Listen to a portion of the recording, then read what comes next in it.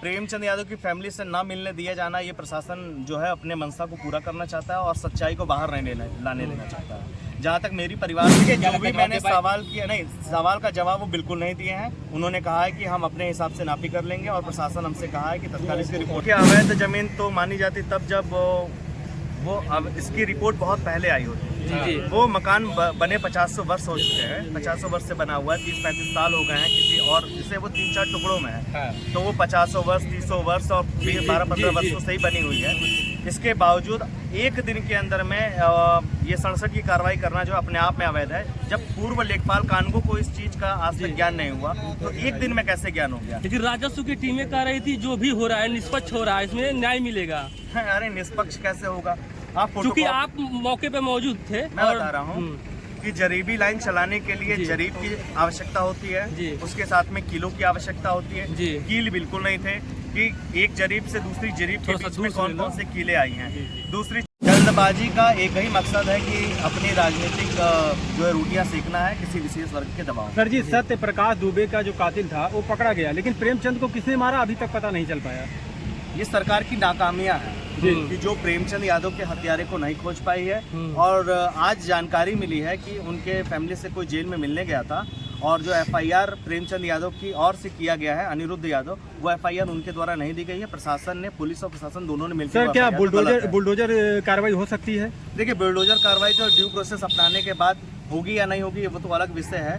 बेदखली की कार्रवाई निश्चित जो होती है वो होनी चाहिए अगर वो सरकारी जमीन में माना जाता। लेकिन पैमाइश जो हुआ है जिसमें इनकी ओछी राजनीति को देखते हुए जो दबाव में प्रेशराइज हुए हैं, मुझे नहीं लगता है कि वो सरकारी जमीन पर। सर, एक बार पहले भी पैमाइश हो गई थी। अच्छा, लोगों को स्पष्ट हो जाना चाहिए कि पहली पैमाइश जो 67 की कार्रवाई की गई थी RC 19, उसके अंदर में पैमाइश होकर के और रिपोर्ट जाती है, तो दूसरी पैमाइश की आवश्यकता क्यों पड़ी? कहीं ना कहीं राजनीतिक दबाव में उसको जल्दबाजी में दाखिल किया गया और उसको दूसरी परिपुष्टि दिखाने के लिए दोबारा फिर गैर कानूनी तरीके से इसको पैमाइश किया, जो गलत है। अगर आपकी पत्नी तहसील आई हुई थी, क्या उनसे बात हुई? नहीं, प्रेमचंद यादव की पत्नी को तहसील बुलाया नहीं गया था, उनका अकाउंट खोलना था। अच्छा। तो अकाउंट खोलने के लिए उन्हें रुद्रपुर बुलाया गया, वापस उनको बुला करके इनके घर पे अकाउंट खुलवा दिया। सर, उनका मकान का कितना दिन हो गया उनका मकान बने वहाँ पे? मकान बने जो है, देखिए, वो रिटायर्ड फौजी का मकान है। राम भवन यादव पुत्र राम कुमार यादव जो है रिटायर्ड फौजी हैं।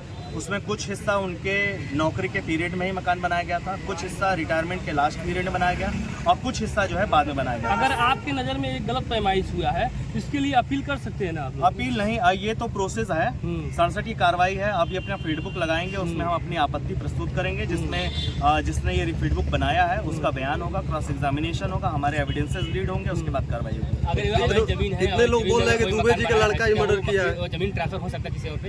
देखिए, कुछ प्रक्रियाएं हैं। एक्सचेंज का एक है राजस्व संहिता में, एक्सचेंज करके उस जमीनों को जो है ट्रांसफर किया जा सकता है। सर, सुनने में आया कि दुबे जी का लड़का ही मर्डर करके सुबह भाग गया।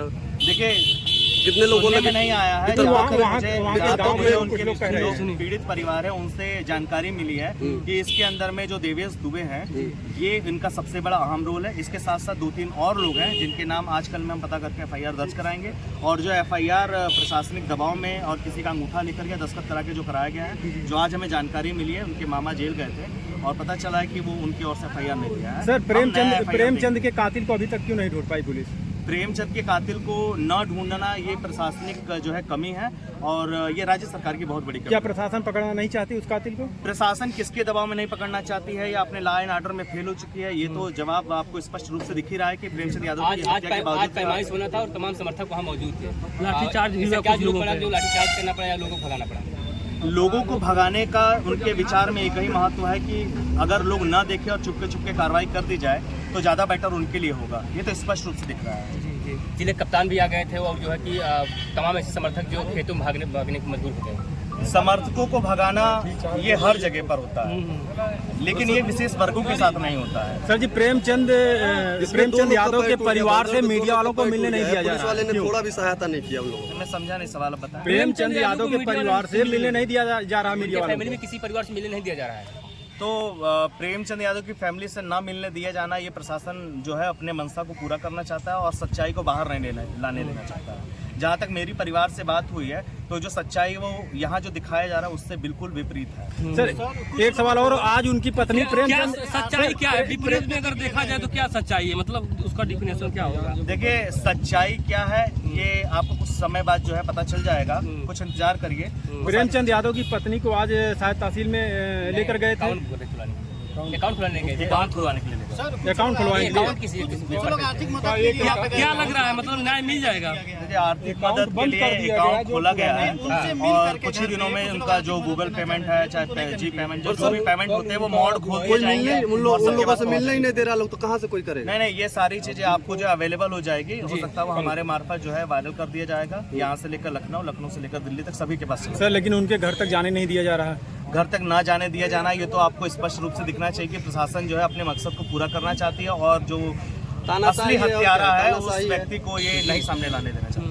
एसपी साहब वहाँ आए, बोले मीडियाबाजी बंद, यहाँ से भाग जाइए सभी लोग। मीडिया को देखिए, मीडिया जो है संविधान का एक चौथा अंग है जो स्वतंत्र रूप से निष्पक्ष अपनी पत्रकारिता करता है और मेरा पत्रकारों से एक अनुरोध है कि ये बार बार जो है प्रेमचंद की मकान इससे उसको धूमिल ना करें। वो रिटायर्ड फौजी राम भवन यादव पुत्र राम कुमार यादव की मकान है जिसे खून पसीने की कमाई है और मेरे हिसाब से जो अपने जीवन भर राज्य सरकार और देश की सेवा किया हो इसकी मकान तोड़ना उचित है। जब पैमाइश बेदखली के बहुत सारे जब तरीके पैमाइश होते हो रहा हैं। था आपने काफी सवाल आप उनसे किए थे, जो भी अधिकारी वहाँ मौजूद देखिए क्या जो लगता भी है जवाब मैंने दे पाए? सवाल किया, नहीं सवाल का जवाब वो बिल्कुल नहीं दिए हैं। उन्होंने कहा है कि हम अपने हिसाब से नापी कर लेंगे और प्रशासन हमसे कहा है कि तत्काल इसकी रिपोर्ट तो फिर आपको क्या ले जाने की क्या मतलब था जब आपकी बात ही नहीं समझे लोग? हाँ देखिए हमें ले जाने का मकसद ये था कि कम से कम प्रतिपक्षी वहाँ खड़ा रहे, अगर उसको देखना देखे ना देखना, वो केवल हमको मूक बधित करना चाहते थे, लेकिन हमने अपनी आवाज उठाया और इन बातों को जो है अपनी आपत्ति के अंदर प्रस्तुत करेंगे। सर क्या पैमाइश आज सही तरीके से हुई है? पैमाइश अवैधानिक तरीके से की गई है और इसमें न ही धारा 20 राज्य संहिता उत्तर प्रदेश जो है राज्य संहिता उत्तर प्रदेश राज्य संहिता 2006 इसका अनुपालन कहीं नहीं किया गया।